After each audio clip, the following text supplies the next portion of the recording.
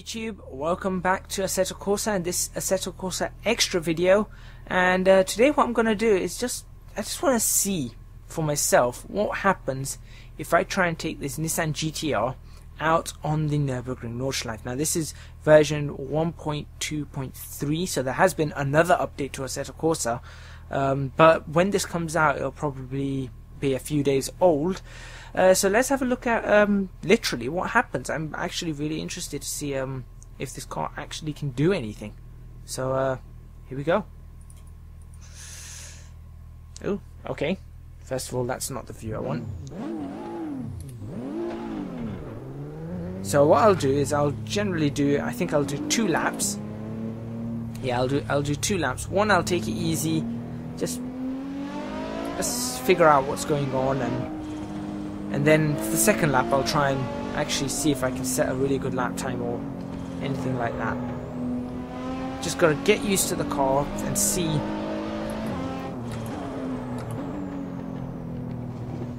exactly what happens. First of all, I'm gonna say something about this car. This car still understeers like nobody's business, and then oversteers like that. Now this is me not even going flat out. Okay. Wow. Alright.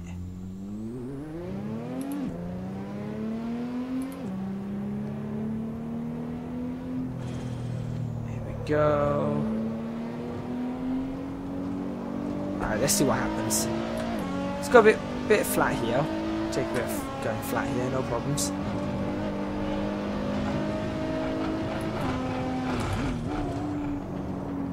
Definitely gonna brake for this, because oh my gosh, at 100 miles an hour that thing could not go around that corner.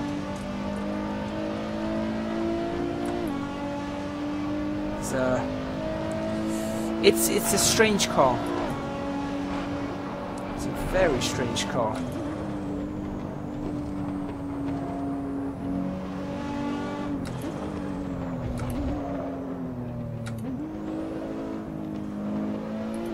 Alrighty.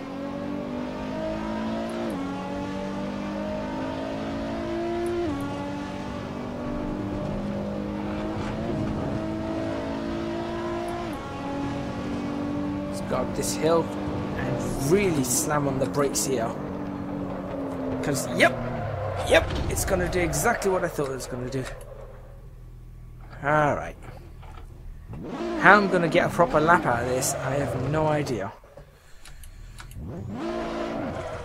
Can't even get the car to spin around. In fact, you know what?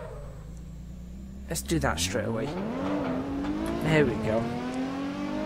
Now the car will become more to our liking. Alright, traction control off, ABS off. Let's see what happens.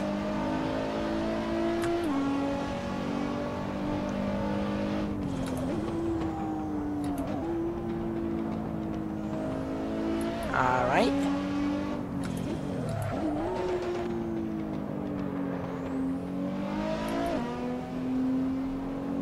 Yep, things are somewhat better. I'm just over-revving this car right now because I like that crackle that's happening out the back every time you do this. That crackle. It's quite interesting. Alright, stop over-revving the car now.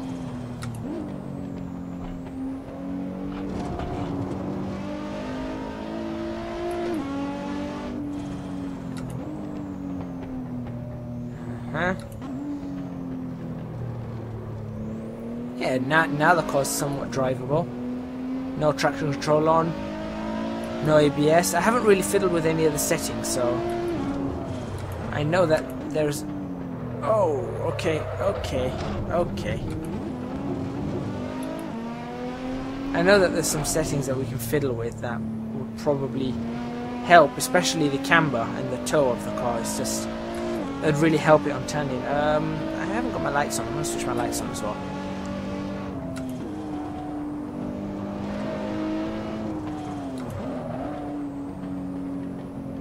Alright. Round we go. Whoa. Now here, every supercar, even the Ferrari F40, I can manage to take flat. So I am expecting that this car should have no problems going flat here.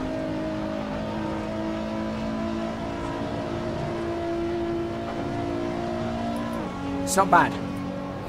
It's not bad. It's far more twitchier than any of the others, but that's not... Whoa! Okay, maybe not. Why would it understeer like that? I mean, I know you're a four-wheel drive, but... Come on! Dynamic vectoring. Do your job.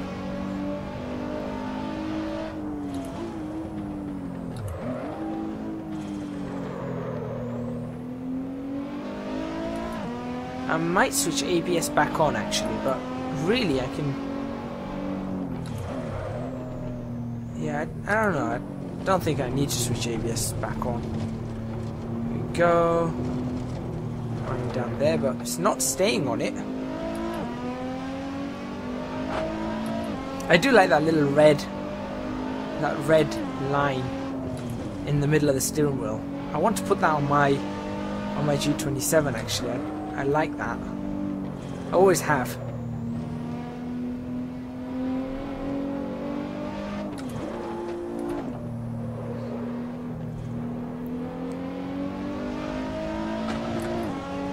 Rightio. So we had this discussion when we were reviewing the Dream Pack about this car not feeling right at all, and you know, just not driving as it was supposed to. And I hadn't driven it that much at that point, and obviously I wasn't driving it in that episode either. So I could say that personally I felt it wasn't, and looking at it now, I'm gonna say it still isn't. It still isn't driving right. I don't know what the 1.2.3 update has brought, because I haven't checked the changelog yet. In fact, I only realised that it had been updated when I actually booted up, and that's what it said. So yeah, that. Okay. There we go. I've also started playing with my force feedback settings just to sort of stop the clipping as much as I can, as I want to try and get a much better force feedback on all of the cars. So I'll have to do it one at a time.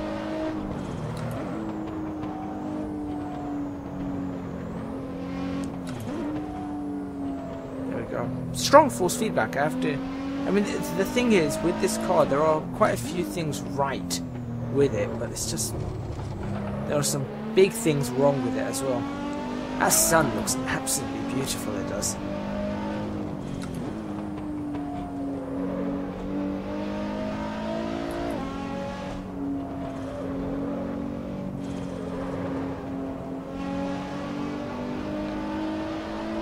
Here we go.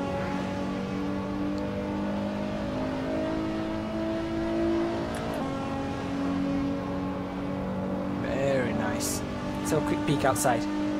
Ah, look at that. Quite nice. Still don't like the car though. Not a fan of the car. I like the lights. I like the way they've done the lights now though. I did not trust it flat through that. I don't trust it through here either. Nope. Right. So, when I do the lap, let's not do that. The car's too unpredictable.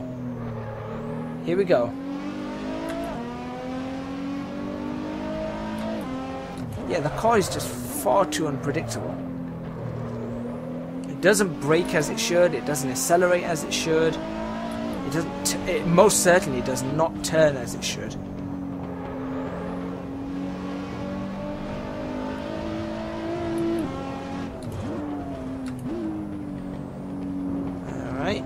Let's go here. And I'm having to make all these very tiny adjustments on the steering wheel to keep the car actually in a straight line. that's kind of, in a sense, I would say that this is, if this is how the real car is, this is quite embarrassing. It's embarrassingly bad, but I don't think that's how the real car is. I mean, this car is supposed to be known to be a car you can just get in and drive, so, you know, I don't think it's that bad, but I know that, there we go, I managed to get it over and round that corner alright. Looks like you just have to completely let go of the accelerator and coast your way in. It's just, it's dumb. It's very counterintuitive. It's just dumb. Oh, that's gone badly. I'm just gonna let that go, you know. Wow, and it actually gripped at some point there. That's one part to show that the four-wheel drive system's working. When I actually tried to steer it out of that, it actually steered. So that's something. Whoa! What? Okay. Let's come on, let's get hold of our faculties here. 4, 5, 6.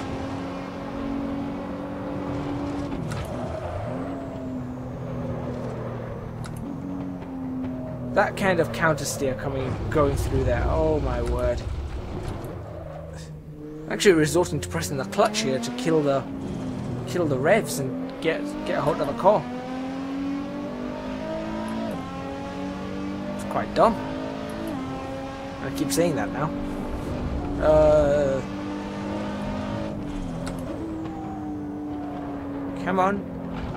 Come on, 90 miles an hour, you can't go there. Almost got that. I suppose the four-wheel drive system does work in some way. Because, I mean, a rear-wheel drive car would not have been able to remotely catch that. So there is something that's working there. Just not much. Kind of regret taking this car out now.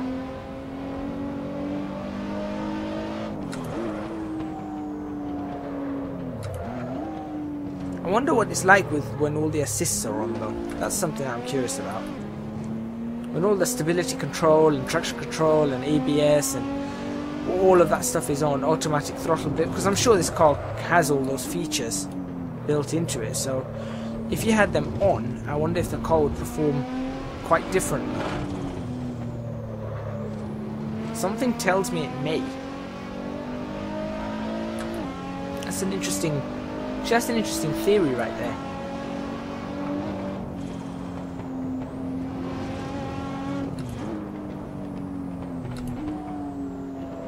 Yeah, that's something that might be something to try. Right, here we go. Let's try this flat again. It worked last time up to a certain extent, so let's try again. Alright, it's not working this time. What? That understeer.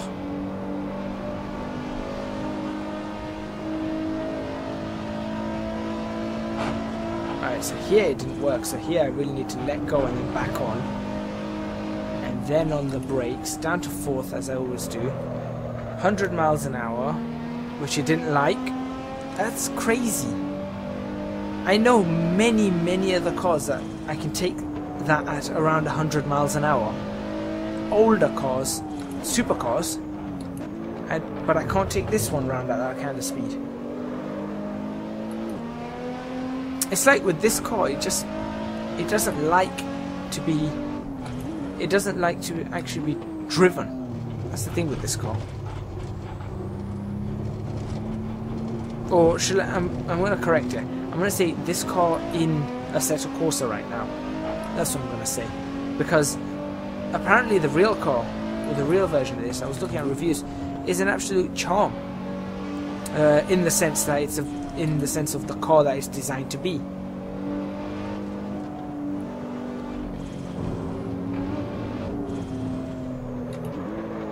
But this is just This is just a pig, really.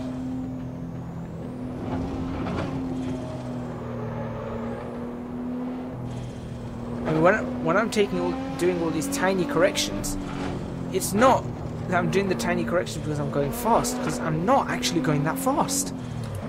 I know that I'm not going fast, and that's what's really confusing me here. You know, if I was doing all these kind of corrections and I was really on the limit, or well, okay, no, hold on, I need to think this through.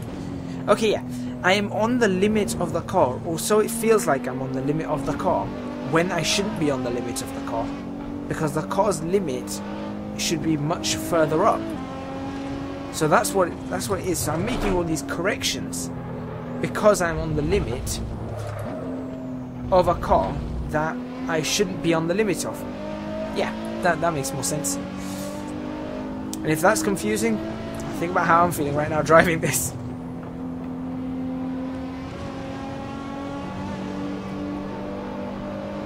Okay, let's get the brakes on right now. See what happens. There we go. Okay, so doesn't like that. I don't know. Don't like the car. I thought, I wanted to see if I can get myself to like it, but I don't. It just feels wrong, and none of it feels like. In a sense, it doesn't feel like you're in control of the car, and I know that that's one thing that the GTR has. Like, it just doesn't have that sense of you're in control.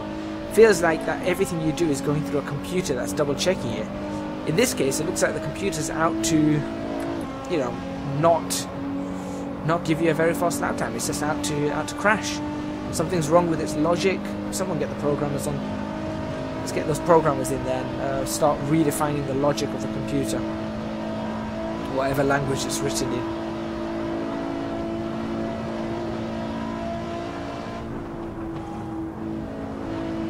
Alright, let's get the brakes from here. A lot harder than I did last time.